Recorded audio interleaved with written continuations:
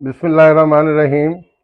किसी को ताज सुल्तानी, किसी को टुकड़े दर दर के, ये मौला तेरी मर्जी है, जिधर चाहे उधर कर दे। साहिबो चैनल सदाए जहानिया के मेज़बान अशरफ अदीब मशीदी का सलाम कबूल कीजिए। साहिबो, आप अपने इर्द गिर्द महंगे अंदाज में होने वाले शादियों का अहवाल आए रोज सुनते रहते हैं।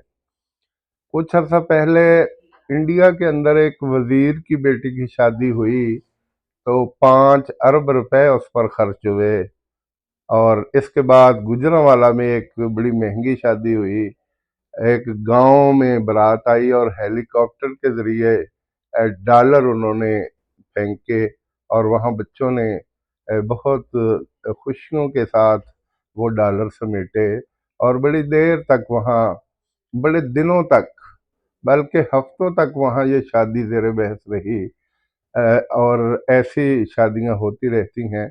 लेकिन मैं आज आपको एक और भी महंगी और पुरवकार शादी की तकरीब के हवाले से मालूमात देने लगा हूँ। आप में से बहुत से लोग जानते हैं कि ब्रुनेई दारुस्सलाम मुसलमान मुल्क है और माली एतबार से बहुत स्ट्रॉन्ग है। कुछ साल कबल वहाँ के बादशाह ने अपनी बेटी की शादी की तो उसकी तफसीलात अखबारात में आई तो मैं पढ़ के बड़ा शशदर हुआ, बहुत हैरान हुआ। और मेरे लिए वो नई चीज़ें थीं जो वहाँ डिस्कस हुई थीं। 25 मुल्कों के सरबराहान वहाँ मौजूद थे जो उस शादी में शमूलियत के लिए खुसूसी तौर पे आए थे। और बादशाह ने अपनी बेटी के लिए जो सूट बनवाया था वो टोटल रेशम का था। जो जूता था वो टोटल सोने का था। जिस गाड़ी में उसने बैठ के जाना था वो गाड़ी बाप ने उसको गिफ्ट की थी। और उस पर बेशतर पतरे वगैरह जो भी था वो सोने का था। और दुनिया दूर दूर से उस गाड़ी को देखने आई थी। फिर वहाँ जो खाने दिए गए, आप उनका शुमार कैसे कर सकते हैं। पूरी दुनिया से कुक मंगवाए गए थे और उन्होंने बड़े शानदार खाने बनाए थे। और हजारों की तादाद में मेहमान उसमें शामिल थे। फिर डिटेल्स आई कि उसका जो महल है बादशाह का, उसके 1778 कमरे हैं और हर कमरे में 3 करोड़ रुपए के, ये आज से 20 साल पहले की मालूमात मैं दे रहा हूँ। 1778 कमरे थे और हर कमरे में 3 करोड़ रुपए का फर्नीचर था। और हर कमरे के बाथरूम में सोने की टूटियां और हर चीज सोने की थी। और इसके अलावा 556 गाड़ियां उसके मुख्तलिफ गराज में खड़ी थीं। और सैकड़ों के हिसाब से उसके पास जहाज थे और वो भी पार्क किए हुए थे और लोग बड़ी हसरत और हैरत से देख रहे थे। इसके अलावा घर में जितने बर्तन थे वो सारे के सारे सोने के थे। छुरी कांटे सोने की थी और प्लेटें, चम्मच, कपगीर, हर चीज सोने की थी। और इतना बड़ा वो महल था कि आप शायद तसव्वुर भी नहीं कर सकते। तो वैसे तो अल्लाह के नबी सल्लल्लाहु अलैहि वसल्लम ने फरमाया कि अल्लाह दे तो उसका इजहार ज़रूर होना चाहिए। लेकिन इस कदर असराफ, फजूल खर्ची, क्या इस्लाम इसकी भी इजाज़त देता है? अगर तो वो बादशाह अपनी बेटी के साथ साथ वहाँ रहने वाली तमाम बेटियों के बारे में ऐसा सोचता है तो बड़ी अच्छी बात है। और अगर नहीं तो फिर इतने ज़्यादा खर्चात करके कितने घर ऐसे होंगे जहाँ उस रोज़ परेशानी होगी। वो वालिदैन जिनकी नौजवान बच्चियां होंगी, उनके ज़हन में आया होगा कि काश हमारे यहाँ भी पैसा होता और हम भी अपनी बेटियों के हाथ पीले करते और इसी अंदाज में उनको जहेज देते। क्योंकि बेटियां बहुत अजीज होती हैं। बेटियों के मुंह से निकलने वाला हर लफ्ज़ और हर हर्फ वालिदैन की कोशिश होती है کہ وہ پورا کر دیا جائے، اور خدا نخواستہ کسی وجہ سے کوئی خواہش پوری نہیں ہوتی تو سب سے زیادہ والدین کو پریشانی ہوتی ہے۔ میں ایک دن ایک رپورٹ پڑھ رہا تھا کہ انڈیا کے اندر بہت سی بچیاں اس وجہ سے شادیاں ان کی نہیں ہو پاتی کہ وہ لمبا چوڑا جہیز نہیں دے سکتے، حالانکہ اسلام نے تو کچھ اور فرمایا۔ آپ کے سامنے حضرت فاطمہ رضی اللہ تعالی عنہا کی شادی کا ذکر ہے۔ جب وہ جوان ہوئیں تو عرب میں یہ رواج تھا، اور اب بھی ہے، کہ بچہ اور بچی، بخاری شریف کی حدیث ہے، اللہ تعالیٰ کے نبی صلی اللہ علیہ وسلم نے فرمایا کہ لڑکا اور لڑکی ایک دوسرے کو دیکھ لیں، اگر وہ ایک دوسرے کو پسند کریں تو شادی کر دی جائے، اگر پسند نہ کرے تو شادی نہ کی جائے۔ اور ساتھ ساتھ یہ بھی فرمایا کہ جہیز کا جو معاملہ ہے، گھر کے جو برتنوں کے معاملات ہیں، وہ لڑکا مہیا کرے گا، جس کی زندہ مثال یہ ہے، جب حضرت فاطمہ رضی اللہ تعالی عنہ جوان ہوئی تو بہت سے لوگوں نے اللہ تعالیٰ کے نبی سے خود رابطہ کیا، کیونکہ وہاں خود رابطہ کرنے کی ممانعت نہیں تھی اور عیب بھی نہیں۔ حضرت ابوبکر صدیق نے خواہش ظاہر کی کہ اے اللہ تعالیٰ کے نبی، گو میری بیٹی عائشہ آپ کی اہلیہ ہے، اگر آپ مناسب سمجھے تو فاطمہ جوان ہو گئی ہے، آپ میرے ساتھ شادی کر دیں۔ تو آپ خاموش رہے۔ ذہن میں یہ تھا کہ عمروں کا بہت فرق ہے۔ حضرت عمر فاروق کی بیٹی حفصہ اللہ تعالیٰ کے نبی کی اہلیہ تھیں۔ حضرت عمر فاروق نے پوچھا کہ اللہ تعالیٰ کے نبی، فاطمہ جوان ہو گئی ہے، اگر آپ مناسب سمجھیں تو میرے ساتھ شادی کر دیں۔ تو آپ خاموش رہے، اور وجہ یہی تھی کہ وہ اپنا زیادہ عمر کے تھے۔ تو کسی نے جا کے حضرت علی رضی اللہ تعالیٰ عنہ، جو حضرت محمد صلی اللہ علیہ وسلم کے چچا ابو طالب کے بیٹے تھے، اور جب حضرت محمد صلی اللہ علیہ وسلم کے والد تو پیدائش سے 2 ماہ قبل فوت ہو گئے، والدہ 6 سال کی عمر میں فوت ہو گئی، آپ دادا جان کے ساتھ رہتے تھے عبد المطلب، تو وہ اپنا جب 8 سال کی عمر میں فوت ہوئے تو پھر آپ کی کفالت حضرت علی کے والد ابو طالب نے کی۔ گو وہ مسلمان نہیں ہوئے، لیکن اس کے باوجود انہوں نے اللہ تعالیٰ کے نبی کا بہت خیال رکھا۔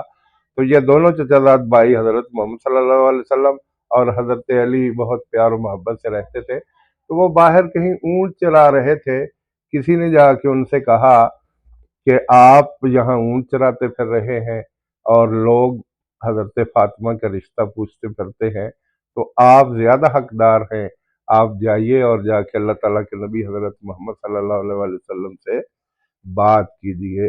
وہ اونٹ کو ساتھ لے آئے، اونٹ باندھا، حضرت محمد صلی اللہ علیہ وسلم مسجد نبوی میں بیٹھے، نماز کے بعد وظائف میں مصروف تھے، تو وہ شرماتے شرماتے سامنے آ کے بیٹھ گئے۔ تو وہی کے ذریعے اللہ تعالیٰ نے حضرت محمد صلی اللہ علیہ وسلم کو محسوس کروایا کہ یہ رشتہ مانگنے کے لیے آئے ہیں۔ تو حضرت محمد صلی اللہ علیہ وسلم نے پوچھا کہ علی، کیا آپ فاطمہ کا رشتہ پوچھنے آئے ہیں؟ تو انہوں نے کہا کہ جی۔ تو انہوں نے کہا کہ ٹھیک ہے، اگر آپ پسند کرتے ہیں کہ یہ رشتہ ہو جائے تو میں فاطمہ کا رشتہ آپ کو دیتا ہوں۔ اور پھر ان سے پوچھا کہ آپ کے پاس حق مہر ادا کرنے کے لیے اور دیگر اخراجات کے لیے کیا کچھ ہے؟ تو انہوں نے کہا میرے پاس ایک زرہ ہے اور ایک تلوار ہے۔ تو آپ صلی اللہ علیہ وسلم نے فرمایا کہ تلوار ایک مجاہد کا ضروری ہتھیار ہے، زرہ آپ بیچ سکتے ہیں۔ قریب حضور صلی اللہ علیہ وسلم کے دوسرے داماد حضرت عثمان غنی موجود تھے، جو کروڑ پتی آدمی تھے، بلکہ میں تو کہوں گا ارب پتی آدمی تھے، وہ بیٹھے ہوئے تھے۔ تو آپ صلی اللہ علیہ وسلم نے کہا کہ یہ زرہ فروخت کرنی ہے، تو انہوں نے کہا کہ یہ میں خریدتا ہوں۔ سودا ہو گیا 480 درہم میں۔ اور مولانا شبلی نعمانی اپنی کتاب میں لکھتے ہیں کہ زرہ بیچی علی نے 480 دراہم میں، بلکہ مولانا شبلی نعمانی نے یہ لکھا ہے اور اس کے مطابق یہ شعر ہے کہ زرا بیچی علی نے 480 دراہم میں، بقول شبلی مرحوم اس سے بھی بہت کم میں۔ تو وہ بہرحال 480 آپ شمار کر لیں، حضرت عثمان غنی نے خریدی، اور 480 درم جو تھے وہ حضور صلی اللہ علیہ وسلم کی ہتھیلی پہ رکھ دیے، اور کچھ دیر کے بعد کہا کہ میں نے یہ خرید لی ہے اور میں آپ کو بطور تحفہ یہ واپس کرتا ہوں، کیونکہ آپ مجاہد ہیں اور جہاد کے کرتے ہوئے یہ زرہ آپ کے لیے بہت ضروری ہے۔ تو وہ حضرت علی کو واپس انہوں نے گفٹ کے طور پہ پیش کر دی۔ آپ صلی اللہ علیہ وآلہ وسلم نے وہ 480 دراہم ہتھیلی پہ رکھے ہوئے تھے، صحابہ کو بلایا اور فرمایا کہ جاؤ بازار سے برتن لے کے آؤ، گھر کی جو دیگر ضروریات ہیں وہ لے کے آؤ۔ تو صحابہ گئے، گھڑا لے کے آئے، کنالی لے کے آئے، باقی تمام ضرورت کی چیزیں لے کے آئے، اور اللہ تعالیٰ کے نبی کی ایک روٹین تھی کہ وہ اپنے گھر کے قریب ہی ایک گھر الاٹ کر دیتے اپنی بیٹیوں کو، تاکہ میں ان سے مل سکوں۔ تو ایک گھر ان کو دے دیا گیا اور وہاں وہ برتن سجا دیے گئے۔ اب اگلے دن صبح کی نماز کے وقت حضور صلی اللہ علیہ وآلہ وسلم نے اعلان کیا کہ اب آپ سارے احباب جتنے بھی صحابہ ہیں یہاں بیٹھے، میں نے حضرت فاطمہ کا رشتہ حضرت علی سے کر دیا ہے، اور ابھی رسم نکاح ہوگی، چھہارے تقسیم ہوں گے اور آپ بھی دعا میں شامل ہوں گے۔ تو وہاں نکاح پڑھایا گیا سنت نبوی کے مطابق، چھہارے تقسیم کیے گئے، اور پھر صحابہ تو رخصت ہو گئے۔ حضرت محمد صلی اللہ علیہ وآلہ وسلم کی بیٹی حضرت فاطمہ اللہ تعالیٰ کے نبی کے گھر میں ہی موجود رہیں۔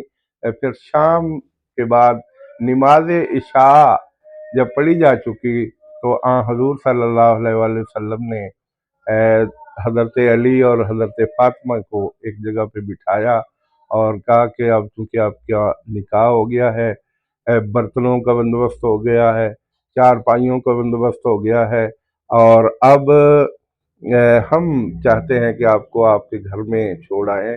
تو کچھ حضرت عائشہ اور ان کی سہیلیاں ساتھ شامل ہوئیں، حضرت فاطمہ کو ساتھ لے کے ان کے گھر میں گئی، وہ واپس آئیں تو حضرت محمد صلی اللہ علیہ وآلہ وسلم نے ان کو کچھ نصیحتیں کی، کچھ دینی مسائل سمجھائے، اور پھر ایک پانی کا گلاس منگوایا، اس پر دم کیا اور دونوں پر چھڑک کے کہا کہ اللہ آپ کے لیے یہ شادی خوشیوں کا باعث بنا دے، اور وہاں سے رخصت ہو کے آ گئے۔ اور پھر اس جوڑی سے حضرت امام حسن رضی اللہ تعالی عنہ وہ پیدا ہوئے، اور حضرت امام حسین رضی اللہ تعالی عنہ جو جنت میں نوجوانوں کے سردار ہوں گے۔ تو آپ اس سے اندازہ لگائیے کہ گھر کے برتن، گھر کا جو باقی جہیز کا، جس کو آج جہیز بنا کے ایک بہت بڑی مجبوری بنا دی گئی ہے جہیز کو، کہ والدین، بچی کے والدین یہ مہیا کریں۔ اللہ تعالیٰ کے نبی نے اپنے عمل سے ثابت کیا کہ یہ تمام معاملات مرد کے ذمے ہیں، وہ گھر کا سامان وہ پورا کرے۔ تو ٹھیک ہے وہ واقعہ اپنی جگہ پر، لیکن ہم مسلمان ہیں، ہمیں ایک تو فضول خرچی سے گریز کرنا چاہیے۔ وہ برونائی دار السلام کے بادشاہ نے تو اپنی دولت کی نمائش کر دی، سب کچھ ہو گیا، لیکن بہتوں کے لیے مسائل پیدا ہو گئے کہ ہماری بیٹیاں اب کیسے بیاہی جائیں گی، اور بیٹیوں کے لیے بھی مسائل پیدا ہو گئے، ان کے دل میں بھی خواہشات پیدا ہونے لگی کہ ہماری شادیاں بھی اسی دھوم دھام سے ہوں۔ لیکن یہ اللہ تعالیٰ کا نظام ہے، دو بھائی ہوتے ہیں، ایک بہت امیر ہوتا ہے، ایک بہت غریب ہوتا ہے۔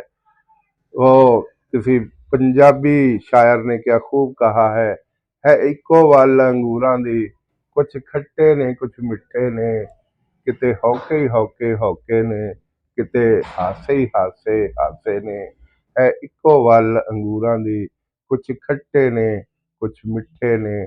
تو انسان کو اللہ تعالیٰ جن حالات میں بھی رکھتا ہے، انسان کو اس پہ خوش ہونا چاہیے۔ اگر مالی حالات بہت اچھے ہیں تو بچوں کی شادیاں اچھے انداز میں کرنی چاہیے، اگر وہ نہیں ہے تو سنت نبوی کے مطابق سادگی کے ساتھ شادی کر لینی چاہیے، اور اسی میں دونوں گھروں کی بہتری ہوتی ہے۔ بعض لوگ شادی کے وقت صرف اپنی ناک رکھنے کے لیے، ناک بچانے کے لیے قرض لیتے ہیں، اور بعد میں پھر عمریں بیت جاتی ہیں، وہ قرض دور نہیں ہوتا۔ تو اس سے بہتر ہے کہ سادگی اپنائیے، سادگی میں برکت بھی ہے، سادگی میں عزت بھی ہے، اور سادگی میں بھلائی بھی ہے۔ تو صاحبو، اسی کے ساتھ میں اپنی گفتگو کو سمیٹ رہا ہوں۔ یہ واقعہ میں نے آپ کے گوش گزار کیا تاکہ آپ کو اندازہ ہو سکے کہ دنیا میں اتنی مہنگی شادیاں بھی ہوتی ہیں لیکن سستی شادیاں بھی ہوتی ہیں۔ یہ جہیز والدین پہ بوجھ نہیں بننا چاہیے، یہ خاوند کا ذمہ ہے، وہ گھر کے تمام اخراجات پورے کرے۔ اور ہاں، بیٹی کے والدین اپنی ہستی کے مطابق جو کچھ کر دیں اس کو مناسب سمجھنا چاہیے اور اسی پہ اکتفا کرنا چاہیے۔ زور نہیں دینا چاہیے کہ آپ فریج بھی دیں، آپ ٹی وی بھی دیں، آپ ایزی واش بھی دیں، آپ فلاں چیز بھی دیں، تو والدین، بچی کے والدین کے لیے بڑے مسائل بن جاتے ہیں۔ اس سے گریز کرنا چاہیے۔ میں اسی بات پہ اپنی گفتگو کو سمیٹ رہا ہوں۔ والسلام۔